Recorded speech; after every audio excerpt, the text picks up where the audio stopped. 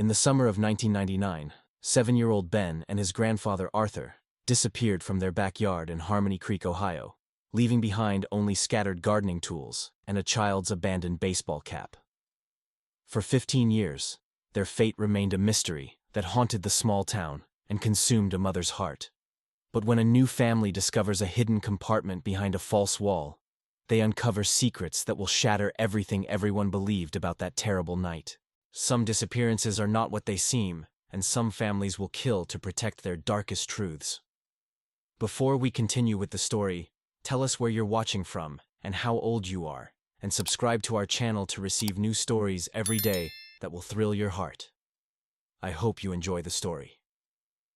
The summer of 1999 draped itself over Harmony Creek, Ohio, like a warm, familiar blanket. This small town, nestled between rolling hills and dense woodlands, carried the kind of peaceful rhythm that modern cities had forgotten. White picket fences lined tree-shaded streets where children's bicycles lay carelessly on emerald lawns, and the air hung sweet with the perfume of blooming honeysuckle and freshly cut grass.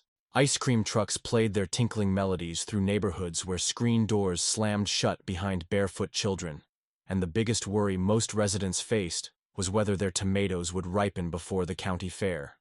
On Maple Street, the Finch family's two-story colonial home stood as a testament to small-town American dreams. Its butter-yellow siding gleamed in the afternoon sunlight, and the wraparound porch, adorned with hanging baskets of purple petunias, invited visitors to sit and watch the world go by. The property stretched back into a generous yard where mature oak trees provided perfect climbing branches and cool shadows for summer afternoon naps. Arthur Finch, 73 years old with silver hair that caught the sunlight like spun silk, moved methodically around the flower bed beside the old wooden shed. His weathered hands, marked by decades of honest work, carefully arranged marigold seedlings in neat rows. Despite the early signs of memory lapses that worried his daughter Jenna, Arthur's connection to the earth remained strong and sure. His faded denim overalls bore the honest stains of soil and sunshine, and his worn leather boots had molded to his feet through countless seasons of gardening. 7-year-old Ben Finch darted around the yard like a hummingbird, his energy seemingly inexhaustible in the golden afternoon heat. His sandy brown hair stuck to his forehead with perspiration, and his bright blue eyes sparkled with the kind of wonder that only childhood could sustain. The red baseball cap perched jauntily on his head bore the logo of his favorite team, and it bobbed enthusiastically as he chased butterflies between the flower beds. His small hands clutched a plastic watering can that was almost too big for him to manage, water sloshing with each determined step. The boy's laughter rang out like silver bells across the peaceful yard as he attempted to help his grandfather, more often than not watering his own sneakers instead of the newly planted flowers. Arthur's patient smile never wavered, even when Ben accidentally sprayed water across the old man's glasses, causing him to chuckle and gently guide his grandson's aim toward the thirsty plants. The shed loomed nearby, its weathered wooden walls bearing the patina of decades. Paint peeled from its sides in long, curling strips, and the tin roof bore rust stains that resembled abstract art. Inside, garden tools hung in orderly rows, and the scent of earth and old wood mingled with the faint smell of fertilizer and motor oil from the ancient lawnmower. As the afternoon stretched toward evening, the golden light began to slant more sharply through the oak leaves, casting dancing shadows across the yard. Ben had grown quieter, his energy finally beginning to flag as he sat cross-legged in the grass, carefully examining a caterpillar that had crawled onto his palm. Arthur wiped his brow with a red bandana and surveyed their work with satisfaction, the neat rows of colorful flowers already beginning to settle into their new home. Inside the house, Jenna Finch moved through her evening routine with the efficient grace of a single mother juggling multiple responsibilities. Her auburn hair was pulled back in a practical ponytail, and her work clothes, a crisp white blouse and navy slacks, showed the slight wrinkles of a long day at the bank where she worked as a loan officer. Through the kitchen window, she could see her father and son in the yard, their figures silhouetted against the warm evening light, and her heart swelled with gratitude for these peaceful moments. The kitchen smelled of the pot roast that had been slow cooking all day, its rich aroma mingling with the scent of fresh bread she had started before leaving for work that morning. She hummed softly to herself as she set the table, the familiar domestic ritual providing comfort after another day of worrying about her father's increasingly frequent lapses in memory. and her son's boundless energy. But when Jenna called out the back door for dinner, announcing that the food was ready and they should wash up, only silence answered her. The yard, which moments before had been filled with the sounds of grandfather and grandson working together, now held an eerie stillness.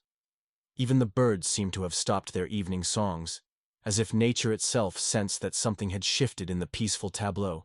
Jenna stepped onto the back porch, her bare feet touching the sun-warmed wooden planks as she scanned the yard with growing unease. The flower bed lay partially completed, the small hand trowel still embedded in the dark soil where Arthur had left it.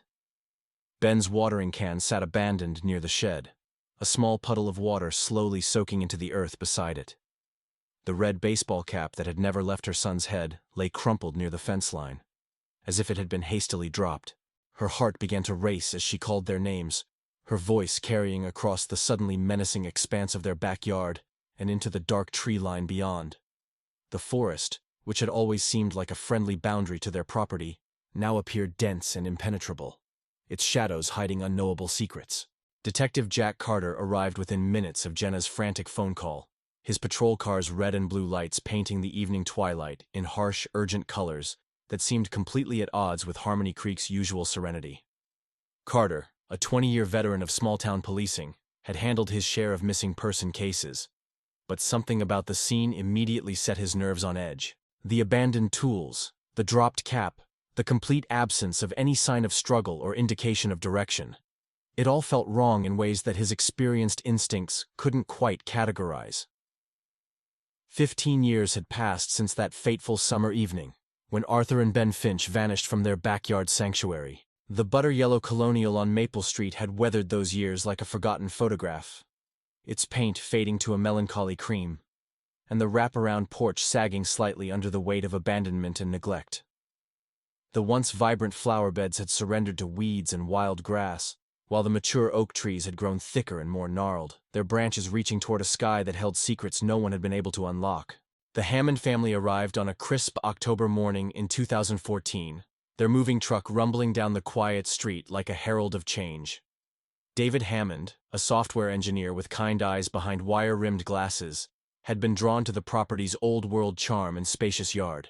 His wife Sarah, a freelance graphic designer with an artist's eye for potential, saw past the peeling paint and overgrown gardens to the home's underlying beauty.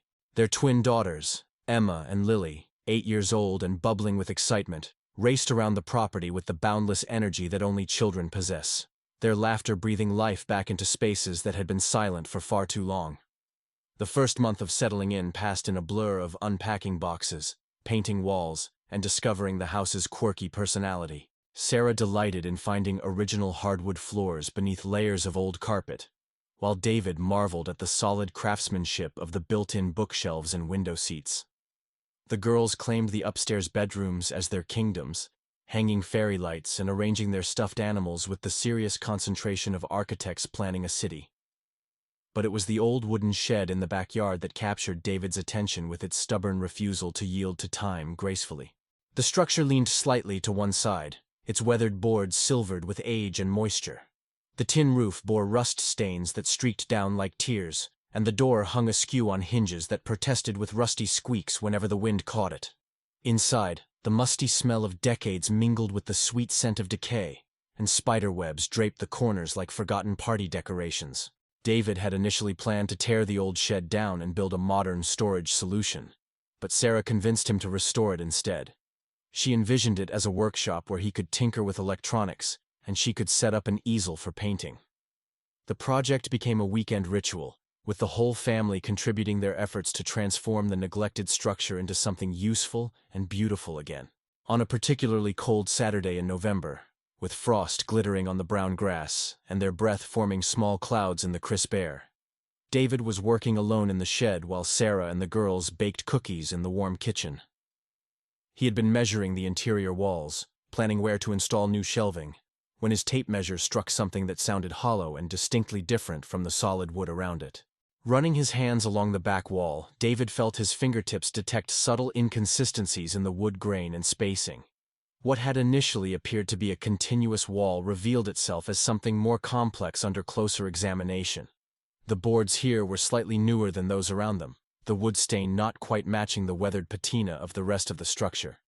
His heart began to beat faster as he realized he had discovered something that had been deliberately hidden. Using a crowbar from his toolbox, David carefully pried at the edges of the suspicious section. The boards came away more easily than expected, revealing a hollow space behind the false wall that was just large enough to conceal a small metal box. The container, no larger than a shoebox, bore the patina of age and moisture, its once bright surface now dulled to the color of old pennies. His hands trembled slightly as he lifted it from its hiding place, the weight of it substantial and mysterious in his palms. Sarah appeared in the doorway just as David was examining his discovery, her cheeks flushed pink from the kitchen's warmth and her hands still dusted with flour.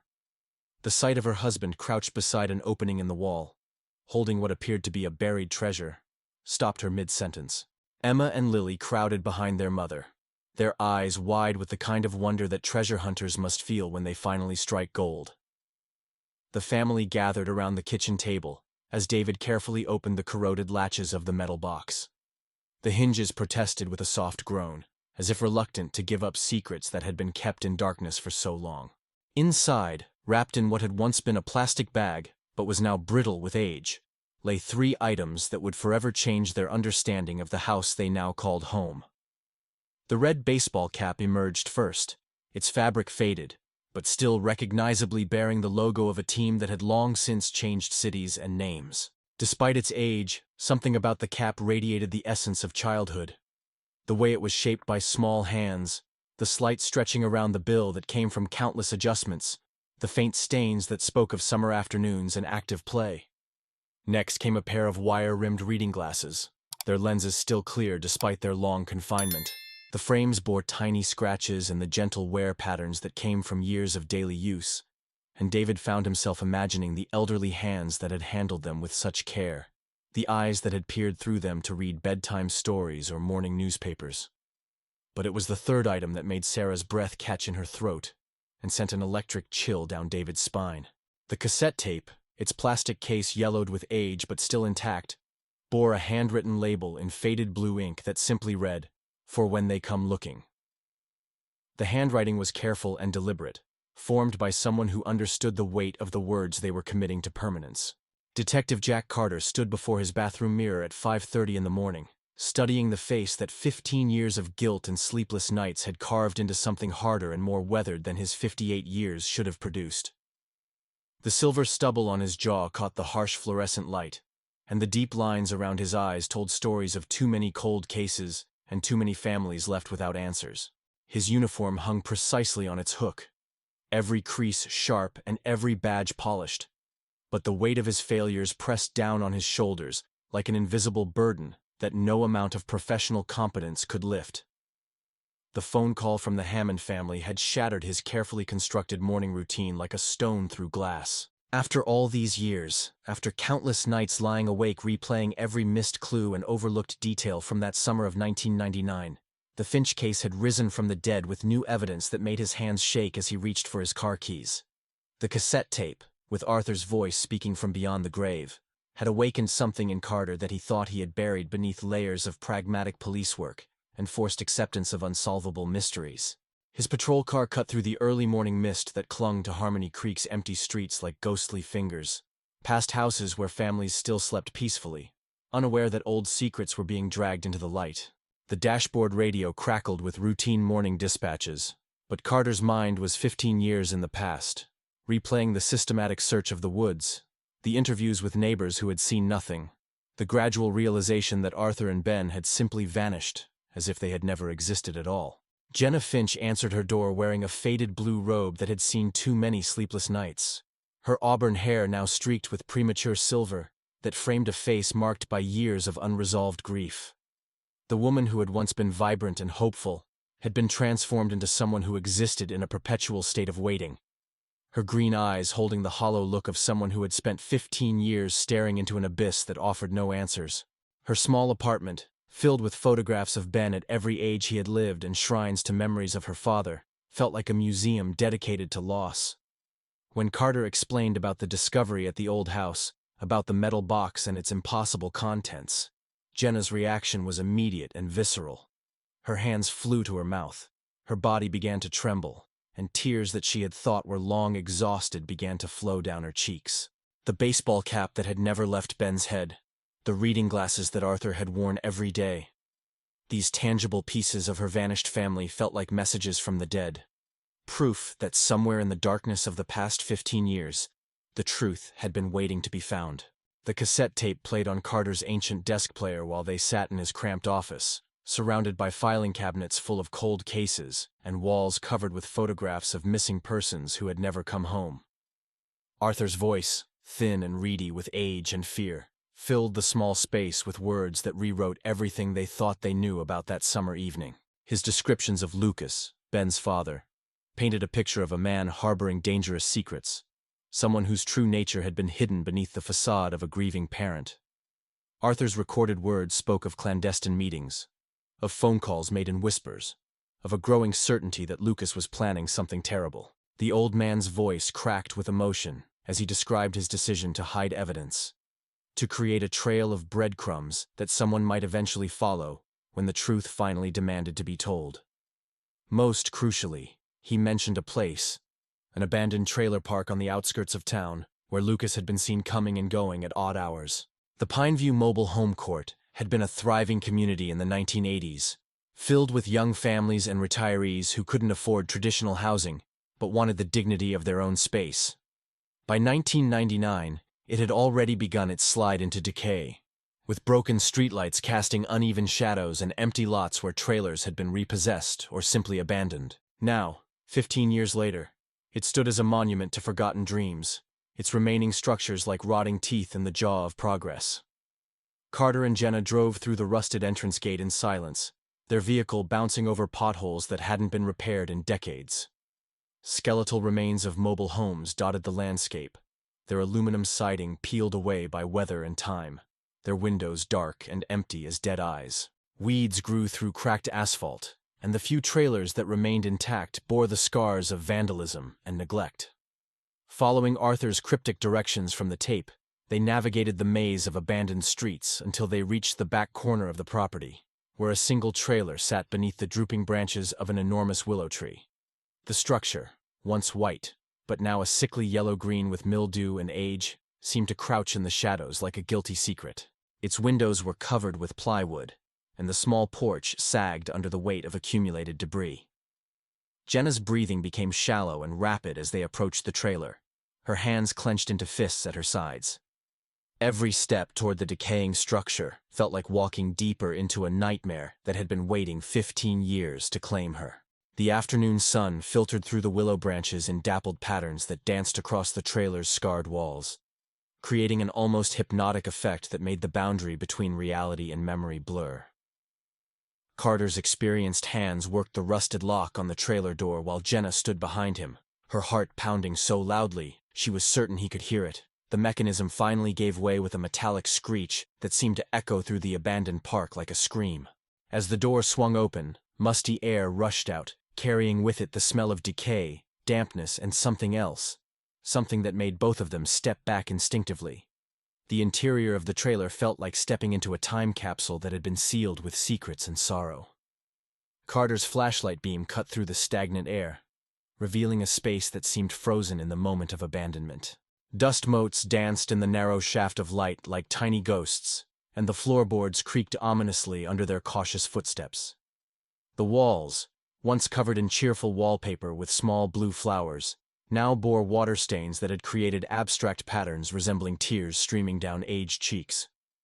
Jenna's breath caught in her throat as the full scope of Ben's artwork became visible in the dancing beam of Carter's flashlight. Every available surface had been transformed into a canvas for a child's desperate attempt to communicate. The refrigerator door was covered with crayon drawings of dark spaces, underground chambers, and shadowy figures that seemed to loom over stick figure representations of a small boy. The kitchen table bore the weight of dozens of papers, some torn from notebooks, others drawn on the backs of cereal boxes and paper bags, all depicting scenes that no 7-year-old should have witnessed. Carter's experienced hands moved methodically through the collection, his detective instincts cataloging details while his heart broke at the evidence of a child's terror preserved in wax and marker. One drawing showed a boy with tears streaming down his face, his arms reaching upward toward what appeared to be a small window high above his head. Another depicted a series of steps leading downward into darkness, with the word "scary" written in uneven letters across the top. But it was the drawing that lay at the center of the table that made both adults freeze in recognition and horror. Rendered in careful detail that spoke of hours of concentrated effort, the image showed the interior of what was unmistakably a basement or underground room. Stone walls rose on either side, drawn with the methodical precision of a child trying to remember every detail of a place that had become intimately familiar. In the center of the room sat a large rectangular object, meticulously shaded and labeled in Ben's careful printing as "Grandpa's Safe." Around the edges of this central drawing, Ben had added smaller details that revealed the extent of his confinement. A narrow bed pushed against one wall, a bucket in the corner that served purposes too heartbreaking to contemplate, and most tellingly, a series of marks along one wall that looked suspiciously like a child's attempt to count the passing days. Jenna's hands shook as she lifted the paper, her maternal instincts recognizing the fear and loneliness that had guided her son's artistic expression during what must have been the most terrifying period of his young life. Other drawings scattered around the trailer revealed fragments of Ben's experience that painted a picture of captivity mixed with moments of strange normalcy. One showed him sitting at a small table, drawing while a tall figure stood in shadow nearby. Another depicted what appeared to be meals being delivered through a slot in a door, with Ben's face pressed against the barrier, his eyes wide with hope and desperation. Carter's flashlight illuminated a corner of the trailer where clothes had been hastily abandoned. Small jeans and t-shirts that would have fit a 7-year-old boy, along with a pair of sneakers that bore the distinctive wear patterns of active childhood. The sight of these tangible reminders of Ben's presence in this desolate place hit Jenna like a physical blow, causing her to sink onto a moldy couch that exhaled a cloud of dust and decay. The detective's attention was drawn to a series of drawings that seemed to document an escape attempt or rescue. These images, drawn with more frantic energy than the others, showed figures moving through darkness, hands reaching through spaces, and what appeared to be the moment when Ben's underground prison had been discovered by someone other than his captors. The final drawing in this sequence showed two figures, one tall and one small, being led away by shadowy forms that seemed to dissolve into the darkness at the edges of the paper. Hidden beneath the pile of artwork, Carter discovered what appeared to be Lucas's own notes, written in an adult hand that shook with emotion and fear. The papers spoke of family secrets, of people who would stop at nothing to claim what they believed was rightfully theirs, and of a father's desperate decision to help hide his son, rather than lose him forever, to forces beyond his control. The handwriting grew increasingly erratic as the entries progressed, revealing a man being torn apart by impossible choices, and mounting pressure from unknown adversaries. As they continued their examination of the trailer, Jenna found herself drawn to the small bathroom where a mirror still hung above a rust-stained sink. Someone had written messages on the glass in what appeared to be soap or toothpaste, child-sized letters spelling out help and scared and, most heartbreakingly, mama. The words had been there so long that they had become permanent etchings on the silver surface, ghost messages from a terrified little boy who had believed his mother would somehow find a way to save him. The back bedroom of the trailer revealed evidence of Lucas's own presence during this period. Adult clothing hung in a closet that reeked of mothballs and desperation, and prescription bottles on the nightstand bore his name alongside medications for anxiety and insomnia. A journal tucked beneath the mattress contained entries that spoke of sleepless nights, of constant vigilance, and of the growing certainty that their hiding place would eventually be discovered by the very people they were trying to evade. Carter's radio crackled to life as they prepared to leave the trailer, the dispatcher's voice cutting through the oppressive atmosphere with news that would change everything they thought they understood about the case. Lucas Hartwell had been found that morning, dead in his apartment across town, an apparent suicide that had taken place sometime during the night. Beside his body, investigators had discovered a letter confessing to his role in hiding Arthur and Ben, but also revealing that the real danger had come from others. People whose identity he had taken to his grave, along with the location where the missing grandfather and grandson might still be found. The drive back from the abandoned trailer park passed in suffocating silence, both Carter and Jenna lost in their own tumultuous thoughts as the weight of Ben's drawings pressed against their consciousness like physical pain. The afternoon sun cast long shadows across Harmony Creek's quiet streets, but the peaceful suburban landscape now felt like a facade concealing depths of darkness that neither had imagined possible. Carter's knuckles were white against the steering wheel, his jaw clenched with the kind of fury that 15 years of professional restraint could barely contain.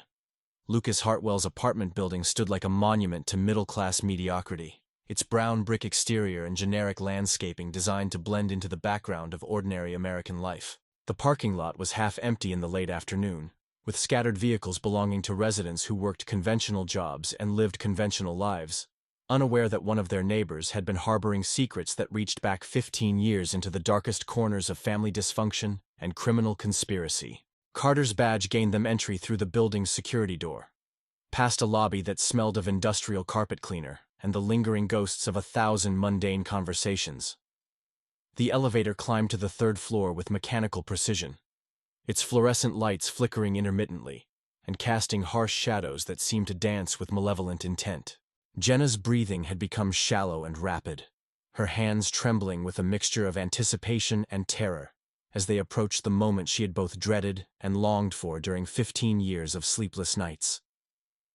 The hallway stretched before them like a tunnel leading toward judgment, its beige walls lined with identical doors that concealed the private dramas of lives lived in careful anonymity. Carter's footsteps echoed against the thin carpeting, each sound seeming to announce their arrival to whatever truth waited behind door 3B. The detective's hand moved instinctively to his service weapon, a gesture born from decades of training but made necessary by the growing certainty that they were walking into something far more dangerous than a simple missing persons case. Lucas answered Carter's knock with the appearance of a man who had been expecting this moment for years. His face, once handsome in a conventional way, now bore the ravages of guilt and constant fear, with deep lines etched around his eyes and a pallor that spoke of too many sleepless nights and too many secrets carried alone. His dark hair, now streaked with premature gray, hung limply around features that seemed to have aged decades in the span of years, and his clothes hung loose on a frame that had been diminished by stress and the weight of terrible knowledge. When Lucas saw Jenna standing behind the detective, his entire body seemed to collapse inward, as if the sight of Ben's mother had finally broken whatever internal strength had kept him functioning through the years of deception. His eyes, once bright with the confidence of youth, now held the hollow look of a man who had sacrificed everything he valued for reasons that had seemed compelling at the time, but now felt like monuments to his own moral failure. The apartment itself reflected the disintegration of its occupant's mental state.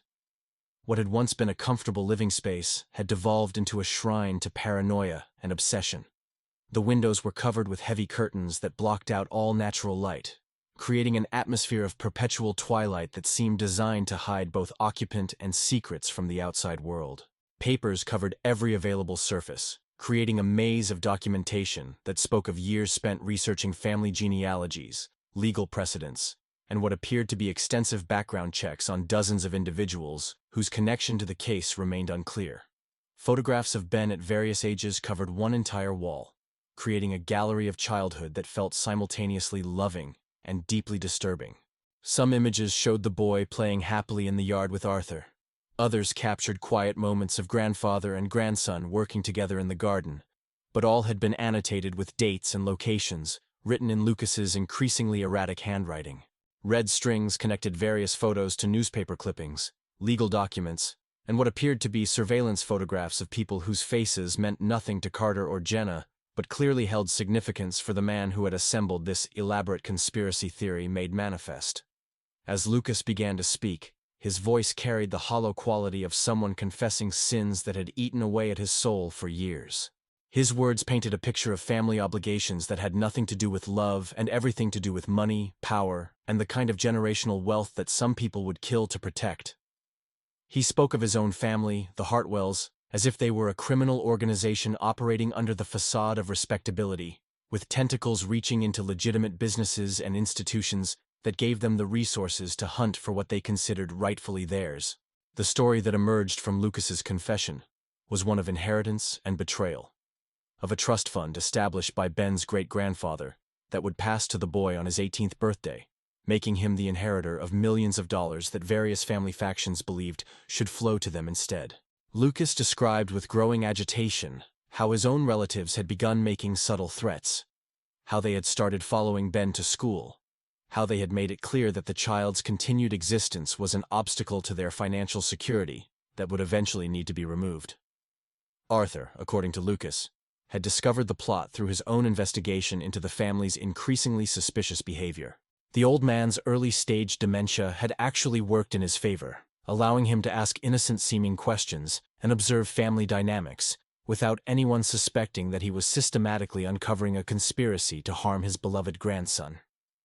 The cassette tape had been his insurance policy, a way to ensure that if the worst happened, someone would eventually understand the truth about the forces that had torn his family apart.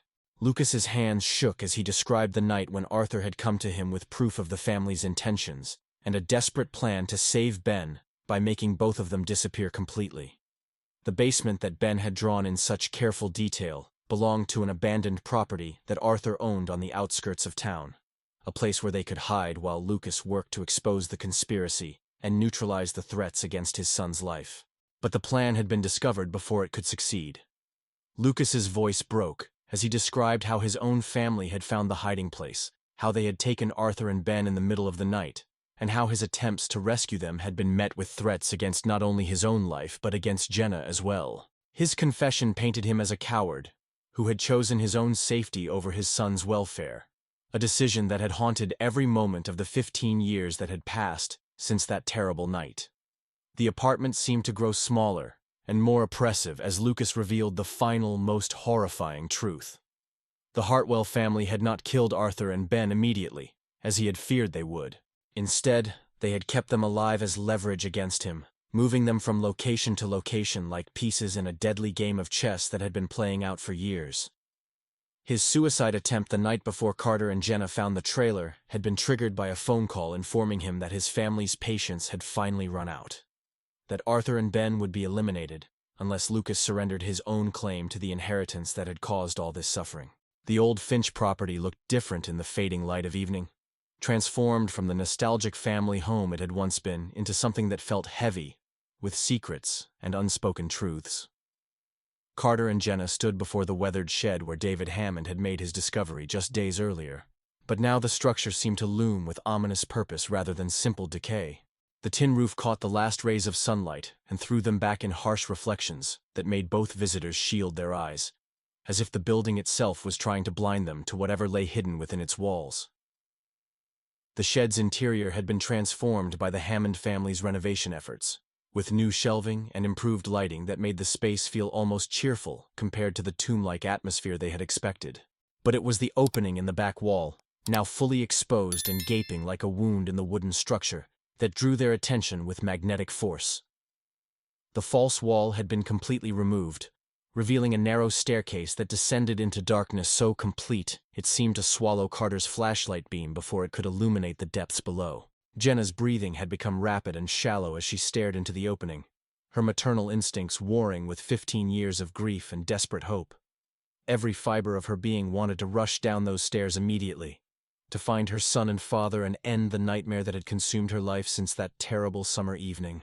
But the rational part of her mind, the part that had survived 15 years of uncertainty by refusing to give in to false hope, whispered warnings about what they might find in the darkness below. Carter's professional training took over as he prepared for their descent, checking his service weapon and ensuring his radio was functioning despite the likelihood that signals wouldn't penetrate the underground chamber. His flashlight beam revealed stairs carved directly into the earth, their edges worn smooth by years of use but still solid enough to support their weight. The walls on either side were lined with rough stone, fitted together with the kind of craftsmanship that spoke of serious construction rather than a hastily assembled hiding place. The air that rose from the depths carried scents that made both visitors instinctively step back. It was the smell of earth and dampness, but underneath those natural odors lay something else. The lingering traces of human habitation mixed with the metallic tang of fear and desperation. Each step down the narrow staircase seemed to take them further from the ordinary world of suburban Ohio, and deeper into a realm where normal rules of civilization had been suspended in favor of something far more primitive and dangerous. The underground chamber that opened before them defied their expectations in every possible way. Rather than the cramped, hastily constructed hiding place they had imagined, they found themselves in a space that had been carefully designed and meticulously maintained. The ceiling was high enough for a tall man to stand comfortably, supported by wooden beams that showed no signs of rot or structural weakness. The walls were lined with the same fitted stone as the staircase, and the floor had been covered with wooden planks that felt solid and dry beneath their feet. Along one wall stood a narrow bed with a thin mattress that bore the impressions of recent use, its simple blanket folded with military precision at the foot. Nearby, a small table held the remnants of meals. Empty cans with their labels still visible. A can opener placed with careful deliberation beside a stack of plastic bowls, and a collection of water bottles arranged in neat rows that spoke of someone's attempt to maintain order in the face of chaos. But it was the far wall of the chamber that captured their attention completely.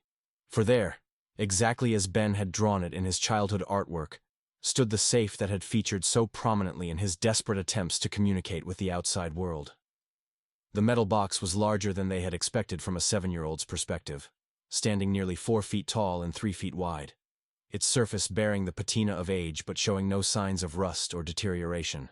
Carter's hands trembled as he approached the safe, his flashlight beam revealing a combination lock that had been left in the open position. The heavy door swung outward with surprising ease, its well-oiled hinges moving silently despite years of apparent disuse. Inside, the safe's interior was lined with felt that had once been deep blue, but had faded to a ghostly gray over the years of isolation. The safe was empty, except for a single envelope resting on the bottom shelf, its white paper stark against the faded fabric lining. Arthur's handwriting, unmistakably clear despite the tremor of age and fear, spelled out Jenna's name across the front in letters that seemed to reach across 15 years of separation to deliver a message that would shatter every assumption they had made about the case. Jenna's hands shook so violently that Carter had to help her open the envelope, his own fingers not much steadier as they carefully extracted the single sheet of paper within. Arthur's final message, written in the same careful script that had labeled the cassette tape, filled the page with words that transformed their understanding of everything that had happened on that summer evening, so many years ago. The letter revealed that the underground chamber had never been intended as a permanent hiding place for Arthur and Ben. Instead, it had been designed as a message center, a place where evidence could be safely stored and communications could be left for whoever might eventually come looking for the truth. Arthur had anticipated that his plan might fail, that the forces arrayed against his family might prove too powerful for an old man with failing memory to overcome alone. The most devastating revelation came in the letter's final paragraphs, where Arthur described how Lucas had promised to monitor the hiding place, to ensure that if anything went wrong, help would be summoned immediately. But when the Hartwell family had finally tracked them down, Lucas had been nowhere to be found. The man who should have been their protector had failed them in their moment of greatest need, leaving Arthur and Ben to face their captors alone. Arthur's words painted a picture of those final moments that would haunt both readers for the rest of their lives. He described Ben's courage in the face of terror, how the 7-year-old had tried to comfort his frightened grandfather, even as strange men dragged them from their underground sanctuary. The old man's final written words spoke of his certainty that they were being taken somewhere far from Harmony Creek, somewhere that the family's money and influence could ensure their complete disappearance from the world. As Jenna finished reading the letter, her body began to shake with a grief so profound that it seemed to emanate from her very bones. The underground chamber, with its careful construction and meticulous preparation, stood as a monument to Arthur's love for his grandson and his desperate attempts to protect the boy from forces beyond his control. But it also served as evidence of the ultimate futility of their efforts, proof that sometimes love and careful planning were no match for greed and the willingness to commit unspeakable acts in pursuit of money.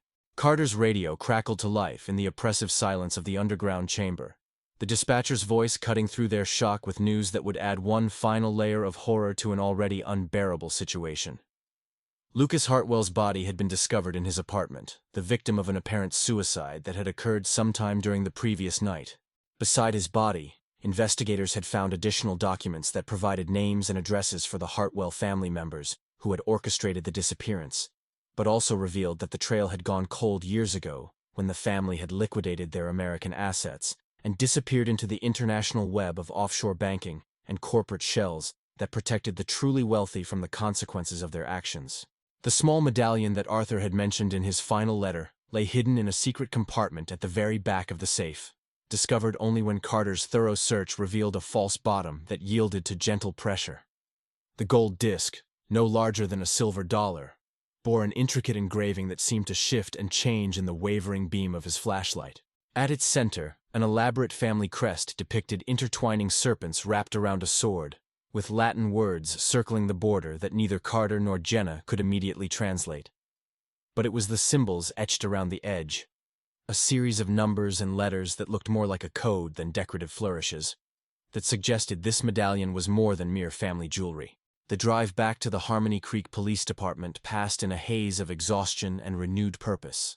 Both Carter and Jenna lost in thoughts that careened between despair and the dangerous flutter of hope that neither dared voice aloud. The medallion sat heavy in Carter's evidence bag, its weight seeming to increase with each mile they traveled away from the underground sanctuary. The evening sky had deepened to the color of old bruises, and streetlights began to flicker on throughout the town, creating pools of yellow illumination that felt like islands of normalcy in an ocean of uncertainty. Carter's office, cramped and cluttered with the detritus of too many unsolved cases, became a war room as they spread Arthur's letter, photographs of Ben's drawings, and the mysterious medallion across every available surface. The fluorescent lights buzzed overhead with mechanical persistence, casting harsh shadows that made their faces appear gaunt and determined. Jenna sat in the uncomfortable visitor's chair that had hosted countless grieving relatives over the years, but her posture had changed from the defeated slump of earlier visits to something that radiated focused intensity. The medallion's engravings became clearer under the strong light of Carter's desk lamp, revealing details that had been invisible in the underground chamber. The Latin inscription around the border translated to something about blood and inheritance, while the numbers and letters proved to be coordinates, and what appeared to be account numbers for offshore banking institutions. This was not merely a family heirloom, but a key to accessing resources that could fund operations across international boundaries, explaining how the Hartwell family had been able to disappear so completely from American law enforcement's reach. Carter's computer screen glowed with the results of database searches that stretched far beyond the boundaries of small-town policing. The medallion's symbols matched entries in federal databases tracking international money laundering operations, and the Hartwell family name appeared in connection with shell corporations registered in countries that specialized in protecting the anonymity of their wealthy clients. What had begun as a missing persons case in rural Ohio was revealing itself as one small thread in a web of financial crime that spanned multiple continents. Jenna's transformation during those long hours of research was remarkable to witness. The broken woman who had spent 15 years mourning ghosts was gradually being replaced by someone whose maternal instincts had been sharpened into weapons of pure determination. Her hands no longer trembled as she sorted through documents, and her voice had gained a steely quality that Carter recognized from his own early days as a detective, when every case felt personal, and every setback demanded to be overcome through sheer force of will. The breakthrough came near midnight when Carter's contact at the FBI returned his call with information that changed everything they thought they knew about the case. The Hartwell family had indeed liquidated their American assets 15 years ago, but they had not vanished into untraceable anonymity, as Lucas had believed. Instead, they had relocated to a compound in the mountains of Switzerland, where their wealth had purchased the kind of privacy that came with private security forces and legal protections that made extradition nearly impossible. More importantly, satellite surveillance had detected unusual activity at the compound in recent months, including the construction of new buildings and increased personnel presence that suggested the family was preparing for something significant. The timing coincided perfectly with Ben's upcoming 18th birthday, when the trust fund that had started this nightmare would finally mature and require the heir's presence to claim his inheritance. Carter's hands shook slightly as he printed out the satellite photographs that showed the Swiss compound in startling detail. The images revealed a fortress-like structure built into the mountainside, with multiple buildings connected by covered walkways and surrounded by security barriers that would challenge even military forces. But there, in one of the clearer photographs, stood two figures near a garden area that made both investigators' hearts leap with recognition.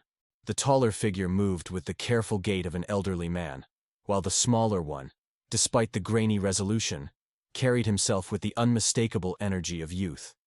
Jenna's reaction to seeing those distant figures was immediate and visceral. Tears streamed down her cheeks, but these were not the tears of grief that had marked her existence for 15 years. These were tears of a mother who had just discovered that her son was alive, that every instinct that had told her to keep hoping had been correct, that the voice in her heart whispering that Ben was still out there somewhere had been speaking truth, rather than the delusions of unprocessed grief. The police station, usually quiet in the early morning hours, became a hub of activity as Carter called in favors from contacts throughout law enforcement. The case was too big for a small-town detective to handle alone, but it was also too personal for him to step aside and let federal agencies take control. This was his chance to redeem 15 years of failure, to transform the case that had haunted his career from an unsolved mystery into a successful rescue operation. Dawn was breaking over Harmony Creek as Jenna and Carter finalized their plans to leave town. Their destination a meeting with federal agents who specialized in international criminal organizations and hostage situations. Jenna's small apartment, which had served as a shrine to loss for so many years, was now being transformed as she packed only the essentials for what might be a long journey. The photographs of Ben that had covered every surface were carefully selected, with only the most recent ones making it into her suitcase, while others were left behind as monuments to the childhood that had been stolen but might yet be reclaimed. Carter's own preparations involved securing leave from his department and arranging for other detectives to handle his caseload. But his heart was already far from the familiar streets of Harmony Creek. The medallion, now safely stored in federal evidence facilities, had become more than just a clue. It was a key that might unlock doors that had been sealed for 15 years, leading to answers that had seemed impossible just days earlier. As their car pulled away from the police station in the early morning light, both Carter and Jenna felt the weight of transformation settling over them. They were no longer the broken detective and grieving mother who had begun this journey in the abandoned trailer park. They had become hunters on the trail of prey that had believed itself safely hidden, armed with knowledge that had been purchased with 15 years of suffering, but might finally be converted into justice and reunion. The road ahead stretched toward mountains and international borders, toward confrontations with people who had believed their wealth and isolation made them untouchable, and toward the possibility that sometimes, even after 15 years of darkness, morning could still break with the promise of miracles. We want to hear your opinion about this thrilling story. What do you think will happen with them? Tell us your name, where you are watching from. Don't forget to like and subscribe to the channel so you don't miss the new stories coming up. See you next time.